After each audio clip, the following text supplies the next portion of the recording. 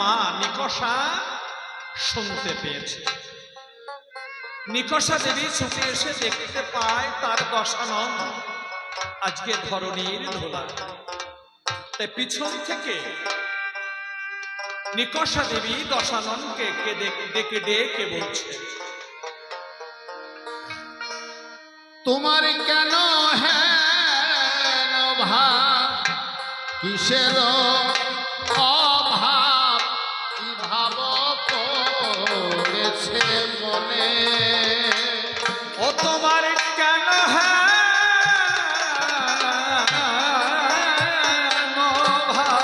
বাবা কিসের অভাব, কি ভাব পড়েছে মনে?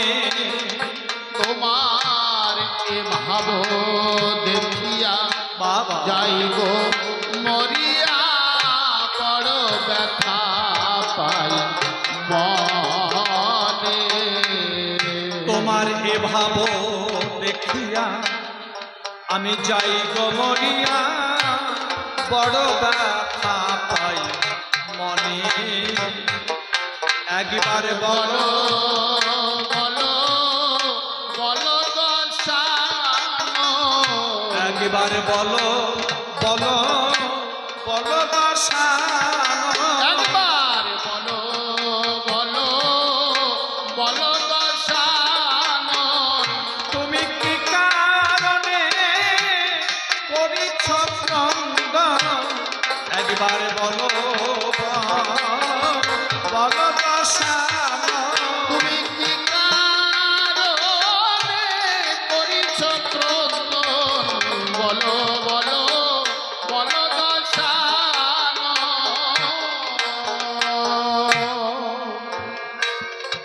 দশানন আমার পিছন দিকে তাকিয়ে দেখতে পায় তার মা এসেছে। ধরণীর ধোলা থেকে উঠে মায়ের চরণ দুখানা জড়িয়ে ধরে বলছে, ও মা, মা আজকে আমি ধরণীর ধুলাই পড়ে কেন কাঁদছি জানো না? আমার 1 লক্ষ পুত্র আর 1.25 লক্ষ নাতি আমারই সম্মুখ পর দিয়ে রাম সমরে গিয়ে রামের কবলে তারা একে একে প্রাণ ত্যাগ করছে, আর আমি তাদের পিতা হয়ে নীরবে স্বর্ণ সিংহাসনে বসে পড়ে আমি নয়ন বাড়ি ফেলছি। ও মা, তুমি কি বলতে পারো মা, এই নিশি প্রভাত হলে আমি কাকে পাঠাবো সেই রাম সমরে? নিকষা দেবী বললেন, ও দশা রে, তুই একটু শান্ত হ বাবা, তুই একটু শান্ত হ। কিন্তু দশানন বললেন, মা তুমি আমাকে শান্ত হতে বলছো, আমি কেমন করে শান্ত হব বলো?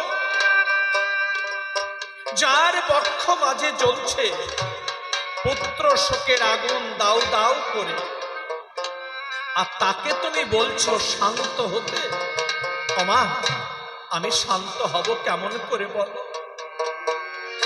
আজকে দশানন ধরণীর ধুলায় পড়ে পুত্র শোকের জ্বালা সইতে না পেরে আখি বাড়ি ছেড়ে দিয়ে কেঁদে কেঁদে বলছে, ডুবে গেল রে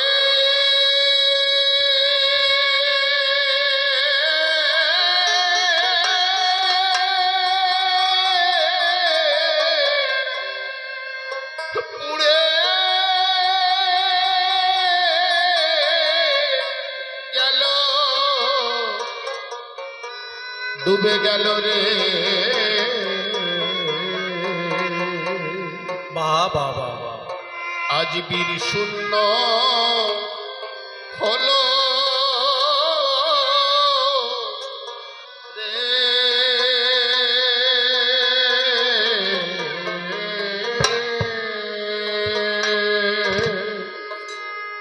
আজকে লঙ্কাধিপতি দশানন পুত্র পুত্র শোকের জ্বালা সইতে না পেরে ধরনের ধুলায় পড়ে কান্না করছে। এ কি হলো, এ কি হলো বলে দশানো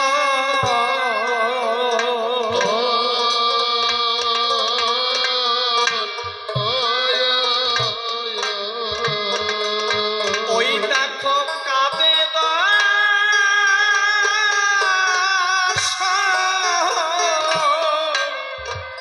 দশগিরি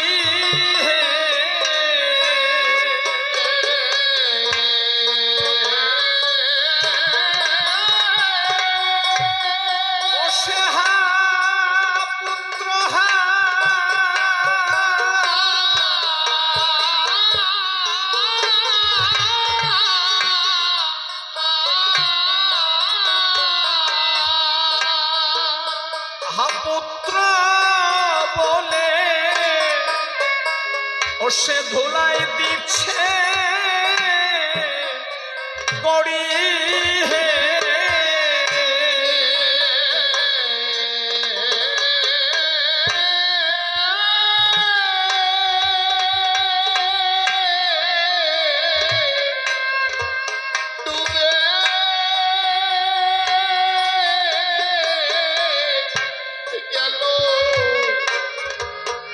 উড়ে গেল রে, উড়ে গেল রে আজ বীর শূন্য হলো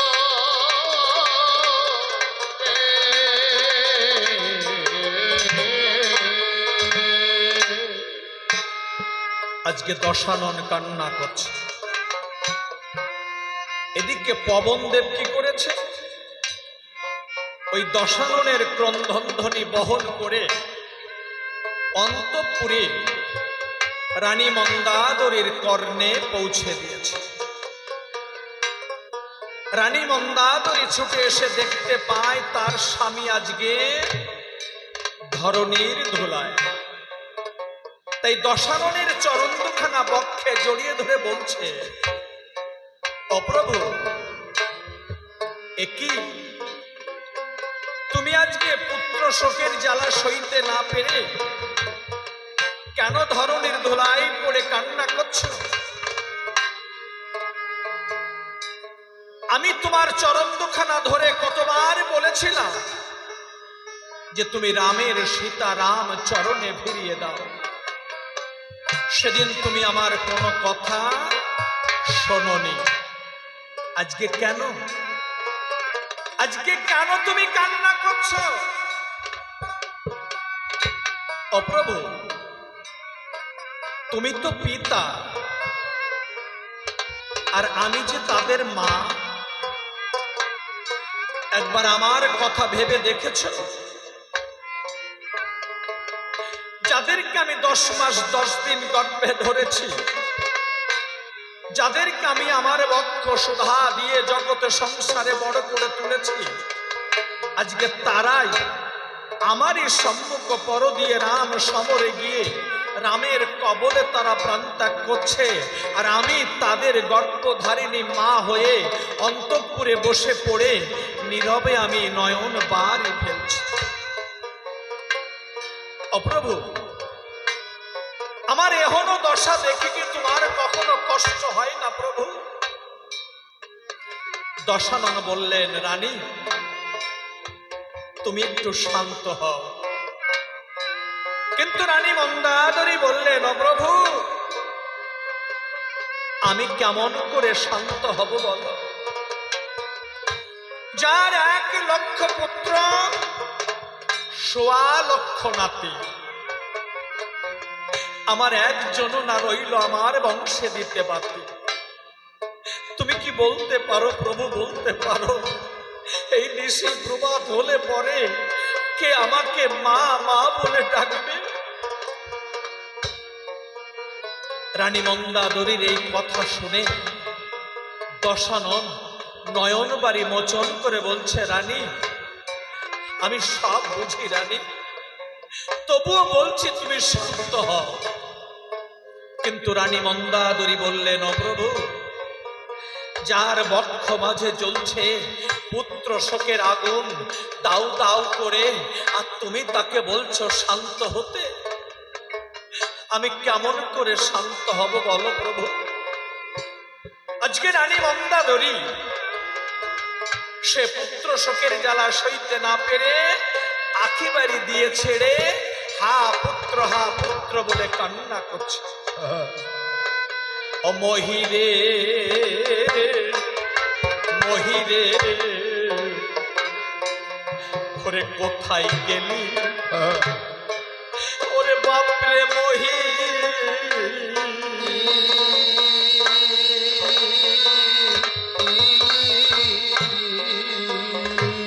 ওরে আমার বংশে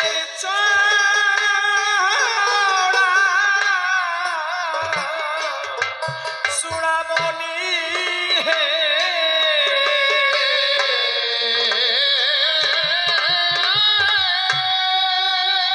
ওরে তোমা বিনে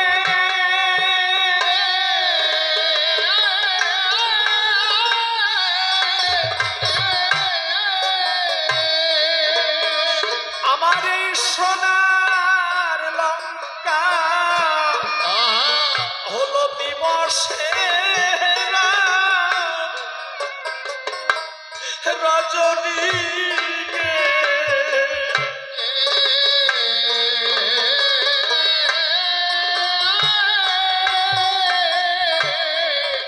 উড়ে গেল রে বাবা আজ বীর শূন্য হলো হলো রে।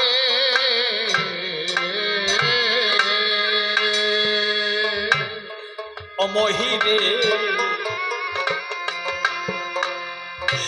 এ জগতে যার হয় নাই পুত্র রে,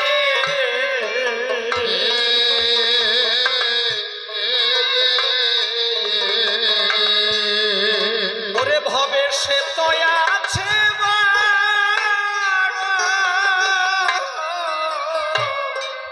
বড় ভালো রে।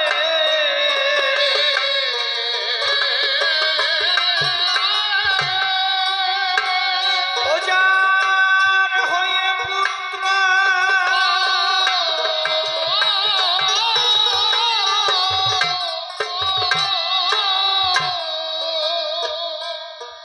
ওরে ভবে যাই রে,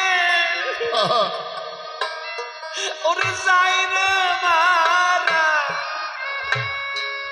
ও তার কান্তে জানা জানার গেল রে।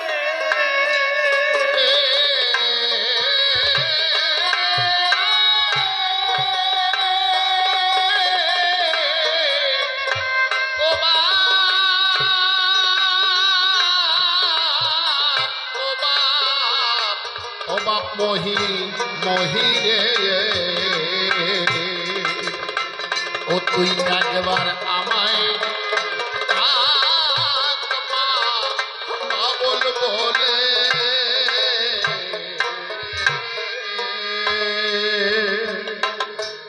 অমা, এই পৃথিবীতে সব কষ্ট ভুলে থাকা যায় মা,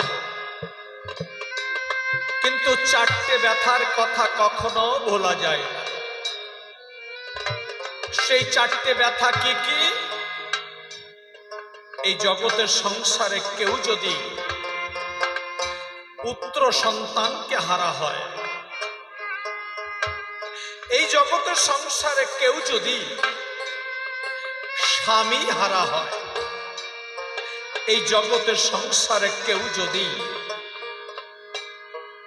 সহধর্মিণীকে হারা হয়, এই জগতের সংসারে কেউ যদি ভাই হারা হয়, সব ব্যথা সওয়া যায় মা,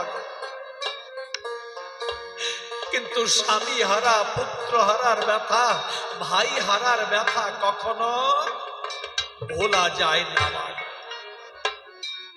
আজকে রানী মন্দাদরী ধরণীর ধুলায় পড়ে হা পুত্র বলে কান্না করছে।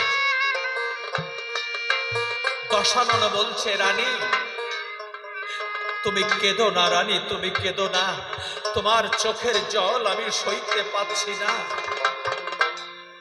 তুমি একটু শান্ত হও। রানী মন্দাদরী বললেন, প্রভু গো, আমি সব বুঝি, কিন্তু তুমি কি বোঝো? একটা নারী যদি পুত্র সন্তানকে হারা হয়, আজকে তার দশা কেমন হয়? আমি কেমন করে শান্ত হব বলো প্রভু?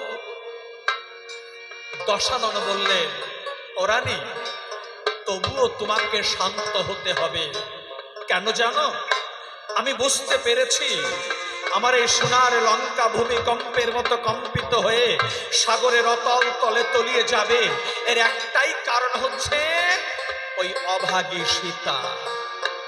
তুমি চিন্তা করো না, আমি এক্ষুনি অশোক কাননে গিয়ে মা সীতাকে কর্তন করে মেটাইব পুত্র শোকের জ্বালা এই ধরনী করে। তাই লঙ্কাধিপতি দশানন খড়গ হাতে করে ঊর্ধ্বশ্বাসে ছুটে চলেছে অশোক কাননের দিকে। এদিকে রানী মন্দাদরী মনে মনে ভাবছে, এখন যদি আমার স্বামী ক্রোধের বশীভূত হয়ে ওই সীতার অঙ্গ স্পর্শ করে, তাহলে আমার এই সোনার লঙ্কা আর সোনার লঙ্কায় থাকবে না, ভূমিকম্পের মতো কম্পিত হয়ে সাগরের অতল তলে তলিয়ে যাবে। না না না, এ কখনো হতে দেওয়া যাবে না। তাই রানী মন্দাদরী পিছন থেকে দৌড়াতে দৌড়াতে গিয়ে দু বাহু দ্বারা চরণ দুখানা বেষ্টিত করে বলছে, ও প্রভু, এ তুমি কি করতে যাচ্ছ? তুমি জানো না নারী হত্যা মহাপাপ? ও প্রভু, তুমি জানো না রাম যে গোলকের হরি আর সীতা যে রাজ রাজ্যেশ্বরী? তুমি বোঝো না? তুমি এ কর্ম করো না। তুমি আমাকে একটুখানি সময় ভিক্ষা দাও, আমি তোমাকে রাম গুণাগুণ কীর্তন করে শোনাতে চাই। তাই রানী মন্দাদরী রাম গুণাগুণ কীর্তন করছে। ও রাজা রাম তো নয় সামান্য,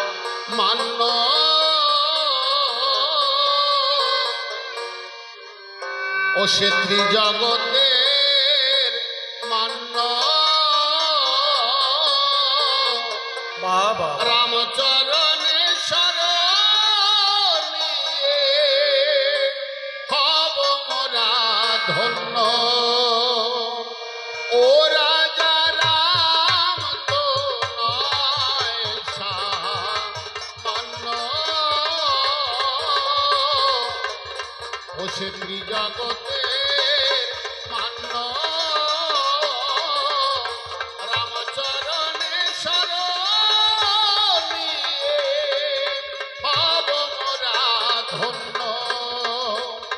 ও রাজা রাম তো নয় সামান্য।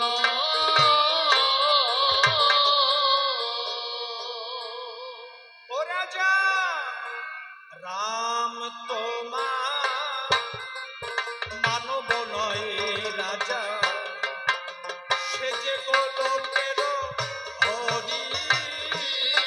ও রাজা রাম তো নয় সামান্য, সীতা তোমার মানবী নয় রাজা, দেখো রাজ রাজ্যের শরী।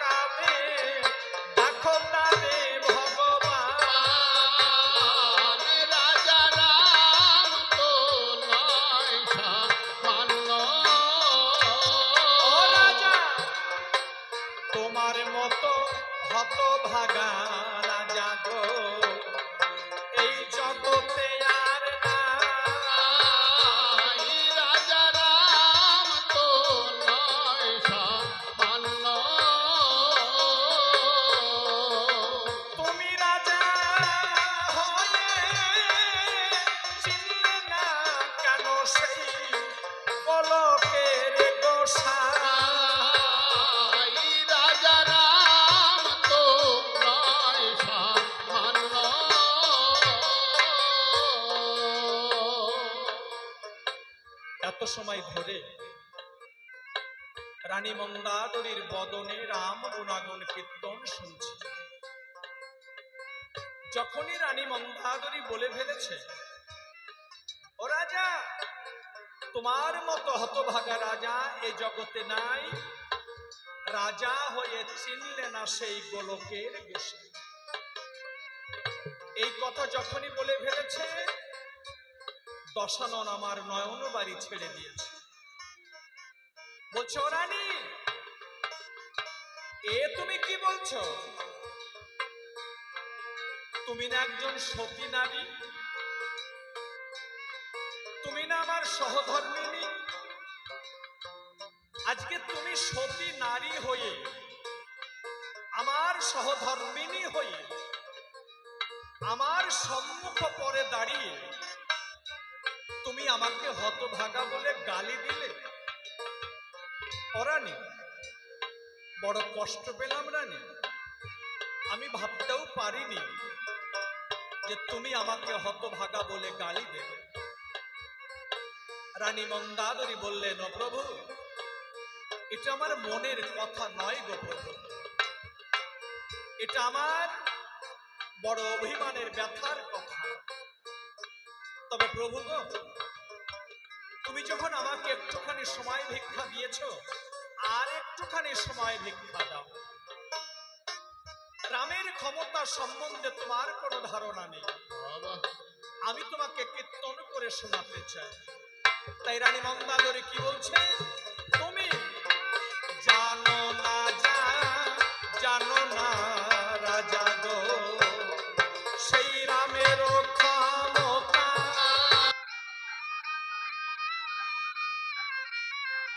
সামান্য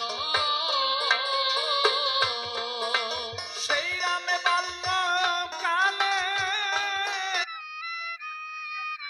বোধে ছিল।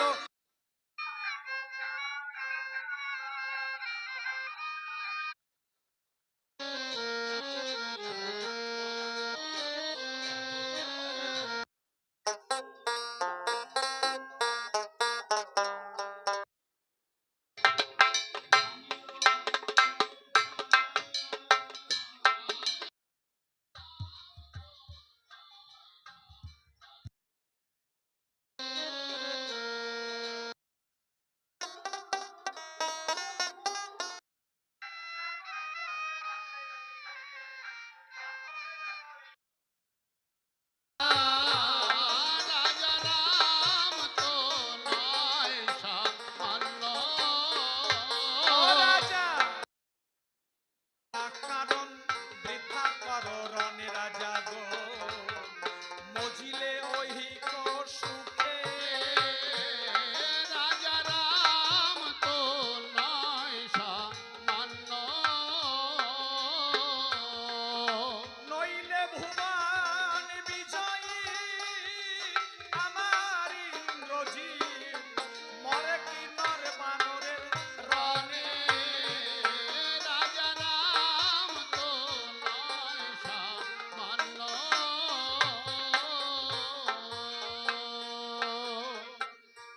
দশানন বললেন, রানী, তোমার কথা আমি বুঝতে পেরেছি, কিন্তু রানী, তুমি তো দেখেছো তাই না, যে আমি সীতাকে অশোক কাননে কর্তন করতে যাচ্ছি। ও রানী, আমার এমন কি ক্ষমতা আছে যে আমি আমার মা সীতাকে কর্তন করব? তুমি তো দেখেছো আমি আমার মা সীতাকে চুরি করে এনেছি তাই না?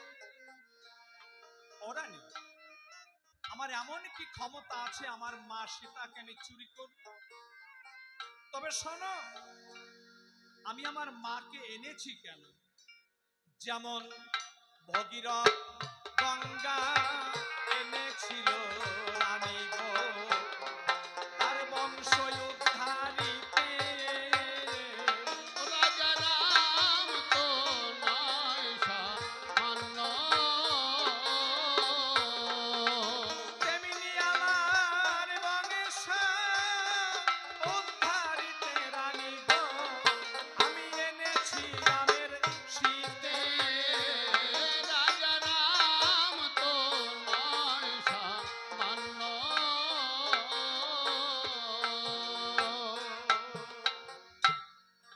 দশাননের এই কথা শুনে